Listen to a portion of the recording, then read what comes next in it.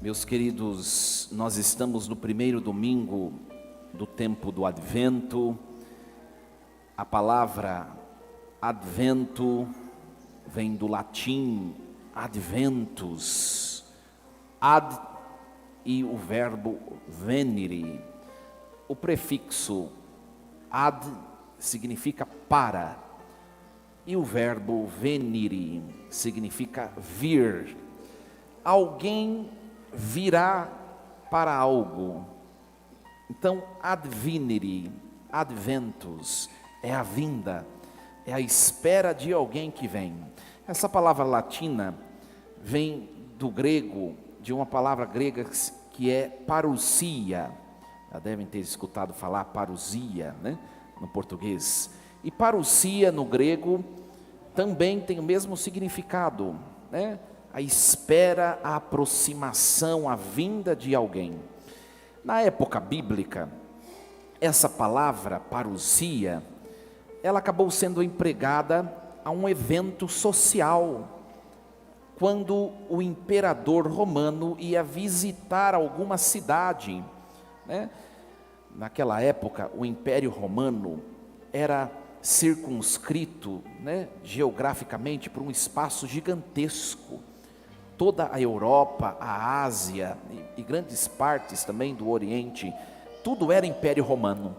E o imperador, quando ia visitar uma cidade, naquela cidade havia uma preparação, uma grande preparação para receber o imperador, e este evento passou a se chamar parousia, ou seja, a vinda, a visita do imperador. Naquele tempo, o imperador para os romanos era Deus. Imagine o quanto não se preparavam. E o cristianismo tomou essa palavra, né, de cunho greco-romano e atribuiu-a a alguém que é muito mais importante do que o imperador romano, que é o Filho de Deus, nosso Senhor Jesus Cristo. Então, celebrar o tempo do Advento é celebrar a expectativa, a espera de alguém que vem, que já veio e que também virá, né? Por isso esse tempo é marcado cronologicamente pela nossa coroa do Advento, que nós vamos acender, né? Essa coroa, 4 velas, marca a brevidade deste tempo curto, mas também marca a brevidade da nossa vida humana. O tempo passa muito depressa, minha gente, e muitas vezes nós chegamos, né, na vida madura, olhando para trás, percebemos que tanta coisa deixamos de fazer, e tanta coisa nós fizemos de maneira, né, inadequada. Por isso nós vamos nesse momento acender a coroa do Advento, a primeira vela, que marca este primeiro domingo, e que nós vivamos de maneira profunda esse tempo curto, que consiste de um retiro espiritual. O tempo do Advento é um pequeno retiro espiritual, que nos prepara para celebrarmos de maneira melhor o nosso Natal. Então, com alegria, acendamos a primeira vela da coroa do Advento.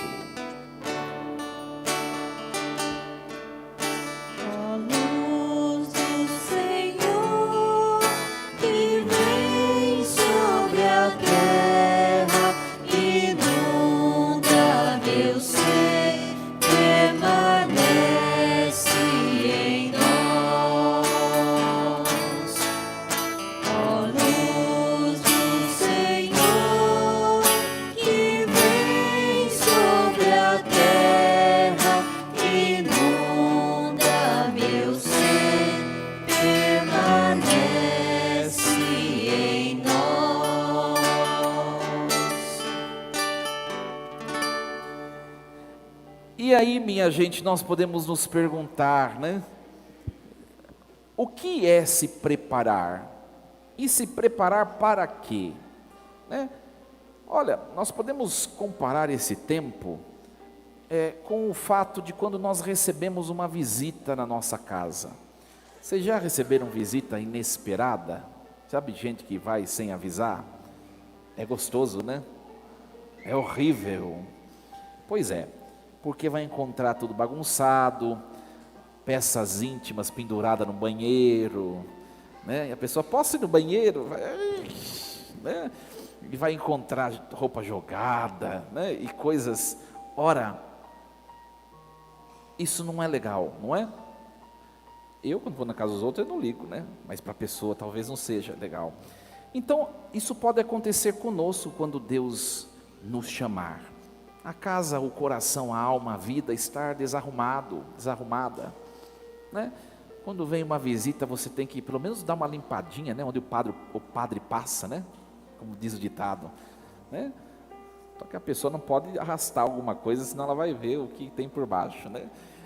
Mas o tempo do advento consiste nisso, nessa preparação, a ajeitar a casa. E o que é a casa? A casa é a minha existência, tudo que eu sou, meu coração, minha alma, né? As minhas escolhas, minhas buscas, os meus anseios, colocar tudo no lugar, né? Por quê? Porque Ele virá.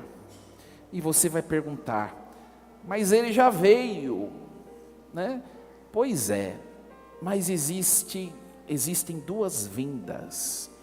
São Cirilo de Jerusalém, um santo, né, da igreja primitiva, ele vai falar exatamente dessa dupla vinda de Jesus Cristo, né?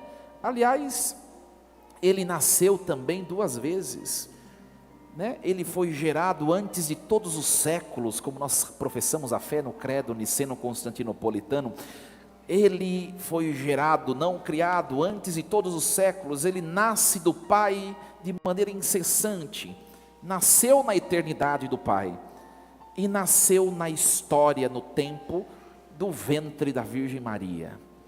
Ele veio uma primeira vez lá em Belém, não é? Olha só, ele veio na fragilidade. Nós vemos o presépio que está incompleto, porque ainda não celebramos o mistério do Natal, não é? Mas às vezes a gente olha alguns presépios muito bonitos, né? Dá vontade de entrar dentro e ficar deitado ali. Só que o presépio real, lá em Belém, não foi um lugar assim. Foi um lugar repugnante, nojento, fedido, indigno. Ele veio neste sofrimento, ele veio nessa fragilidade, ele veio nessa pequenez, nessa pobreza. Mas a segunda vez que ele vier, ele virá de maneira diferente.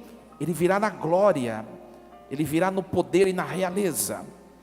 A primeira vez que ele veio, né, ele foi coroado com espinhos, e de sua fronte escorreu sangue, né, de maneira incessante. Na segunda vez que ele vier, ele virá coroado de glória e de poder. Ele veio a primeira vez, e na primeira vez que ele veio, ele foi envolto em palhas, envolvido com aquela palha suja de gado. Na segunda vez, ele virá envolvido de um manto de luz e de glória. Na primeira vez que ele veio, ele foi submetido a um tribunal humano, foi julgado e condenado à morte por Pilatos. Na segunda vez que ele vier, ele não será mais réu, ele será o juiz. Na primeira ele foi julgado, na segunda vinda, será ele quem vai julgar todos os seres humanos, inclusive aquele que o julgou em seu pretório, em sua casa. Olha só, a dupla vinda de Cristo. São Cirilo de Jerusalém escreve esse texto belíssimo. Então, minha gente, o tempo do advento é uma reflexão dessas duas vindas. São 4 domingos, ou seja, 4 semanas. Nas duas primeiras, nós vamos refletir a vinda que não aconteceu ainda, a parousia, a vinda gloriosa no fim dos tempos. Depois, a terceira e a quarta semana, aí nós vamos refletir um pouquinho da vinda primeira que já aconteceu, que é o Natal, né? Então, celebrando o Natal, rememorando o que já aconteceu, isso deve nos levar a nos preparar para algo que vai acontecer. Tem muita gente que entra nessa moda do comércio e até chega a ter uma reflexão sobre a primeira vinda, o Natal. Mas essa reflexão não leva a se preparar para outra vinda. Então, quem celebra o Natal, come e bebe igual porco e não se prepara para a segunda, não serve para nada essa celebração. Para nada. Quando nós olhamos para o Natal, o menino Jesus, nós temos que lembrar que ele não virá mais como um menino frágil. Ele virá como um ser humano ressuscitado, cheio de glória, envolto de anjos. E vai colocar todos os seres humanos em sua frente. Uns à esquerda, outros à direita. Nós não devemos desejar estar à esquerda. Os cabritos, os condenados. Nós temos de ser desejosos de estar à direita, os beatos, os santos, aqueles que herdarão eternamente os céus. O tempo do Advento é um tempo em que nós refletimos aquele artigo do credo. Se você professa o credo todos os domingos e solenidades, e nós professamos um dos artigos, né? Ele virá para julgar os vivos e os mortos. É isso que nós refletimos essas 2 primeiras semanas do tempo do Advento. Hoje nós contemplamos essa liturgia belíssima. Eu sou muito suspeito, porque o tempo do Advento é o tempo que eu mais gosto, liturgicamente, né? A primeira leitura que nós ouvimos, a profecia de Jeremias, vai falar do Antigo Testamento. O Antigo Testamento se preparou para quê? Se nós pegarmos todo o texto da Bíblia, o Antigo Testamento é uma grande preparação por séculos e séculos. Para qual evento? A vinda primeira, o Natal. Tudo que fala na Bíblia, no Antigo Testamento, está falando de algo que vai acontecer. O Messias virá e vai libertar o seu povo. E aconteceu na primeira vinda. O Novo Testamento todo nos quer preparar para a vinda segunda, que não aconteceu. Por isso a primeira leitura vai falar da primeira vinda, porque é o Antigo Testamento. E o Evangelho vai falar da segunda. Então vamos primeiro na primeira vinda. Profeta Jeremias, século 7º ou 6º antes de Cristo. O que estava acontecendo? O povo de Judá foi levado para o exílio na terra pagã da Babilônia. Foram 2 deportações. Uma aconteceu no ano 597 antes de Cristo. Outra aconteceu no ano 587 antes de Cristo. Lembrando que antes de Cristo o tempo vai diminuindo, tá? E o povo foi submetido a uma escravidão, um sofrimento tremendo. O que aconteceu lá? As pessoas começaram a perder a esperança na promessa de que viria um Messias que ia salvar o povo. É ou não é o que está acontecendo no mundo de hoje? Quantos habitantes existem no planeta Terra? Não sei se são 7 bilhões. Desses 7 bilhões, quantos estão esperando a volta gloriosa de Cristo? Por isso que Jesus está falando no Evangelho de hoje. Tomai cuidado, porque esse dia vai cair como uma armadilha sobre todos os habitantes da terra, né? Então aconteceu a mesma coisa lá na época de Jeremias. O povo começou a desanimar. Por quê? Por causa do sofrimento. O nosso sofrimento pode nos levar 2 coisas: ou nos aproximar mais de Deus, ou nós nos afastarmos mais de Deus, porque julgamos e questionamos a Deus, que é o que aconteceu com o povo. Por isso o profeta Jeremias, na primeira leitura, está falando assim: calma, povo, eis que virão dias, diz o Senhor, em que farei cumprir a promessa dos bens futuros para a casa de Israel e para a casa de Judá. Eu farei brotar de Davi a semente da justiça. Nós vamos escutar bastante nesse tempo do advento, essa frase do profeta também, do profeta Isaías, eis que eu farei brotar, eu farei brotar um rebento, um ramo do tronco de Jessé. Jessé era o pai do rei Davi, da mesma forma que José, a imagem de Jessé, é o pai de Jesus, o novo Davi. Vai brotar um rebento, um ramo, vai surgir aquilo que Deus prometeu, vai aparecer. Nos momentos difíceis da vida, quando parece que tudo, não sabemos o que fazer, como fazer, por onde vamos, parece que não tem esperança, calma, vai brotar um rebento no tronco de Jessé, vai brotar. O Senhor é a nossa justiça. E de fato, o Messias veio, só que muita gente não o percebeu. É só olharmos nos evangelhos, os próprios chefes da religião que pregavam essa palavra, eles não perceberam que o Messias veio. Os chefes, os sacerdotes, os mestres da lei, os fariseus, foram eles quem mandaram crucificar. E vai acontecer a mesma coisa na vinda segunda. As pessoas vão começar a perseguir os cristãos. As pessoas vão perseguir aquele que se coloca sobre o altar, que é Ele, mas de maneira velada, na aparência de pão e de vinho, mas é Ele, e vai ser perseguido novamente, até que venha a vinda segunda, e Ele apareça com seus anjos.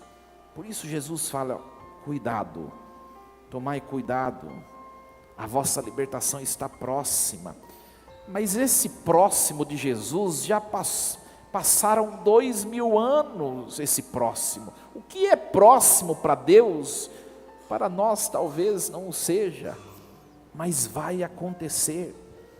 Por isso que no 33º domingo do tempo comum, antes de encerrar o ano litúrgico, nós ouvimos esse mesmo texto na versão de Marcos. Lembra, o texto falava, vai acontecer guerras, pestes, tribulações, mas calma que ainda não é o momento.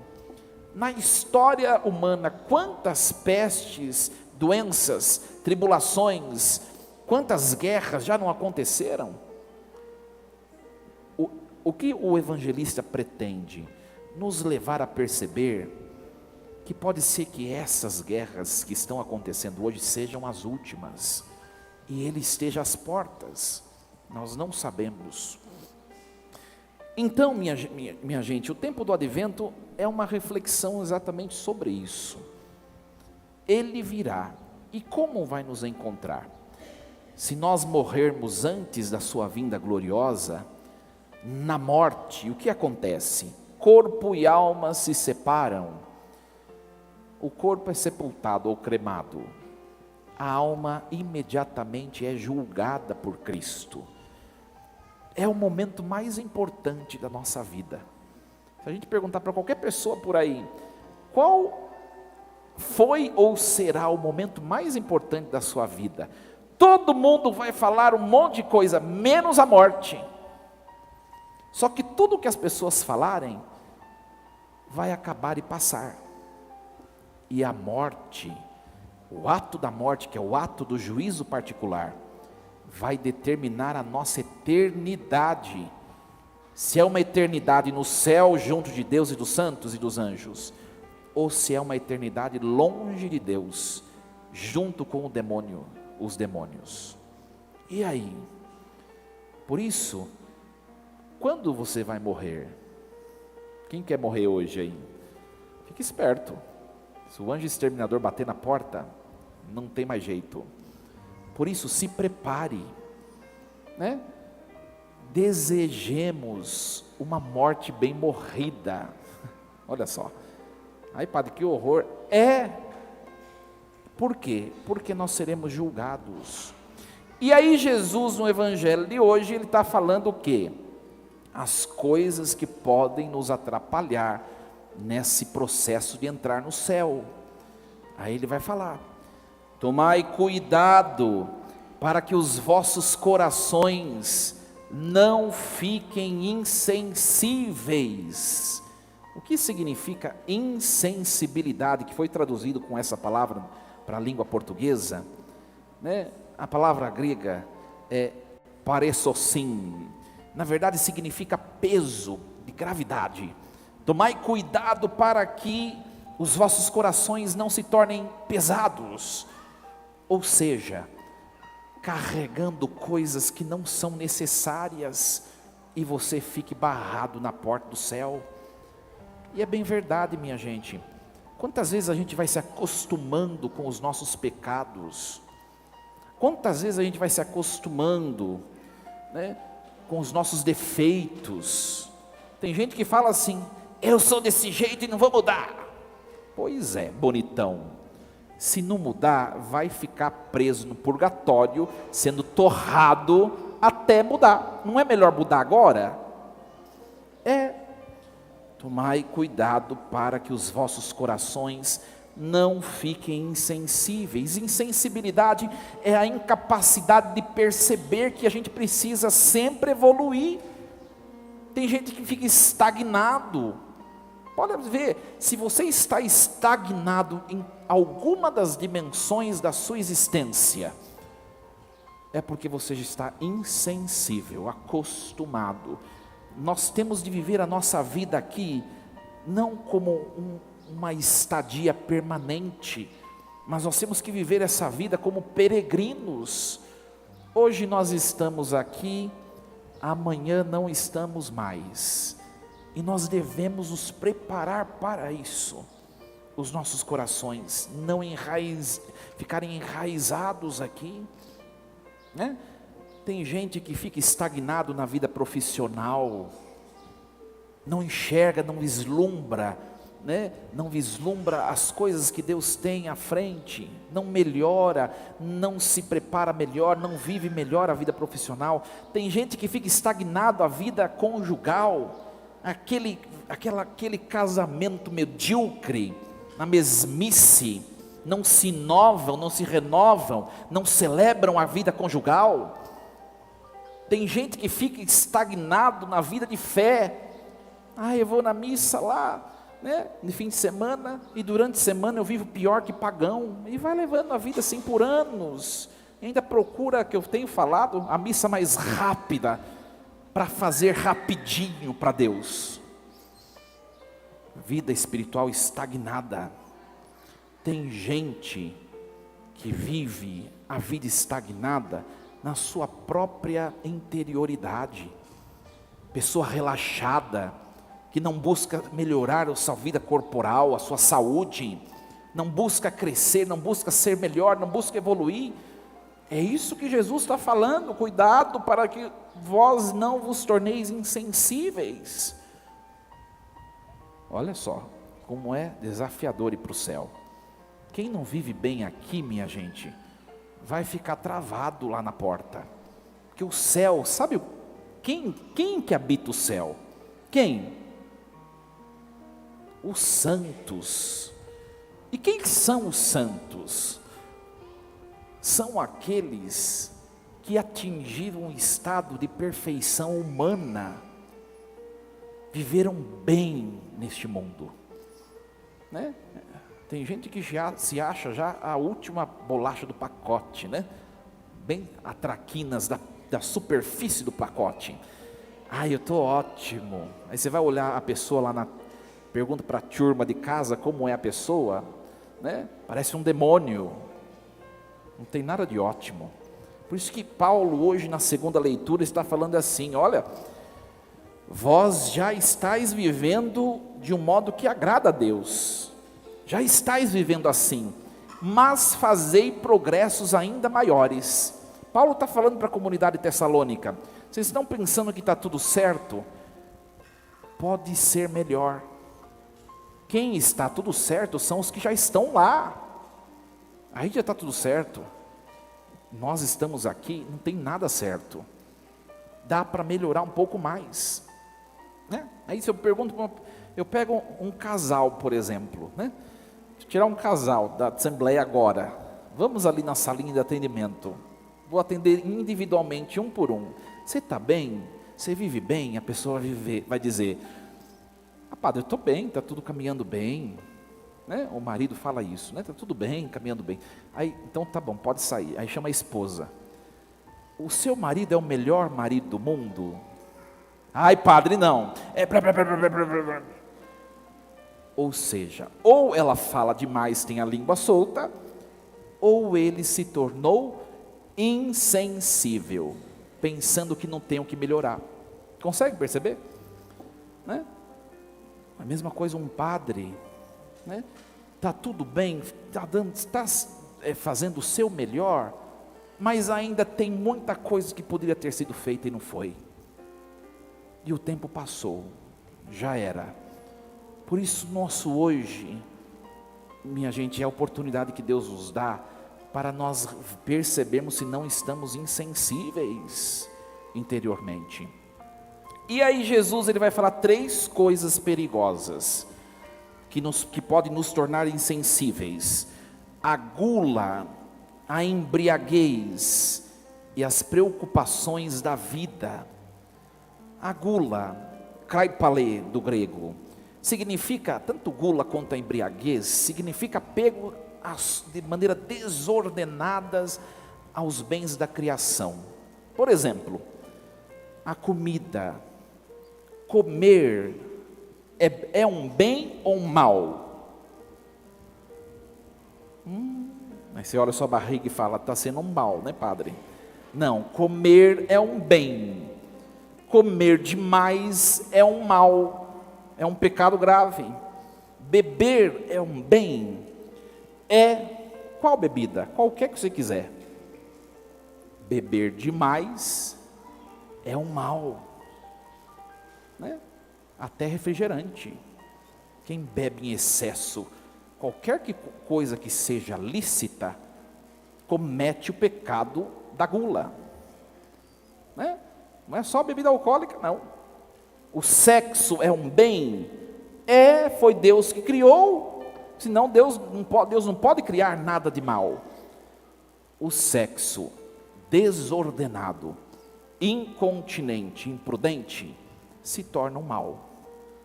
Vocês conseguem perceber que o problema não está naquele que criou as coisas? Está em nós, que somos extremistas. Pega gente extremista na política. Eu sou não sei o quê, eu sou não sei o quê. Você vai ser santo quando você estiver no meio, equilibrado. Todos extremos não são benevolentes, não mostram benevolência. E Jesus está falando assim, olha, o dinheiro é algo bom? Jesus mandou Pedro e os apóstolos pagarem impostos a César. Dai a César o que é de César. Se não fosse um bem, Jesus não tinha dito isso. Mas o dinheiro que toma o lugar de Deus, que toma o lugar da família, que te deixa sem tempo para as outras dimensões que você deve honrar, se torna um mal. Consegue perceber? E depois, o que são essas preocupações da vida? Né? Meriminais bióticais, ou seja, preocupações da vida, são as coisas que nos tiram a paz. Sabe aquela situação da vida que está atrapalhando todas as outras dimensões da sua existência? Isso é uma preocupação da vida, segundo Jesus. Isso pode te tirar do céu, te tira a paz hoje e amanhã te tira do céu. Você é maior do que seus problemas, por mais difíceis que sejam os problemas. Você olha do lado, tem gente pior do que você, né? Então, minha gente, que a liturgia de hoje nos ajude, né, a elevar-nos a Deus. Por isso que nós cantamos nesse salmo o refrão: Senhor meu Deus, a vós eu elevo a minha alma. Esse é o tempo do advento, de nós olharmos para nós, como a quaresma o faz em relação à Páscoa, o advento o é em relação ao Natal, para celebrar um pouquinho melhor o Natal. olhar para mim. E aí a igreja nos oferece alguns sacramentais. Primeira coisa, busque o sacramento da penitência nesse tempo do advento. Nós vamos ter as confissões comunitárias. Não precisa ficar contando história, explicando o pecado, é só ir lá e se acusar. Eu fiz isso. E você vai sair desse tribunal de amor com o coração cheio de paz. Pronto. O que mais que eu posso fazer nesse tempo do advento? Pode montar na sua casa uma coroa do advento que mostra que você está rezando nesse retiro espiritual. Reze um pouco mais, coloque alguns propósitos. Durante o tempo do advento eu vou rezar o terço. Eu não tenho costume de rezar, eu vou rezar, tá bom. Que mais? Eu não sei. Faça os seus propósitos. Celebrando bem o advento, com certeza nós teremos um Natal bem diferente para nós, para o próximo e também para Deus. Força e coragem, que Deus nos ajude. Assim seja. Amém. Num instante de silêncio, pensemos um pouco na palavra de hoje.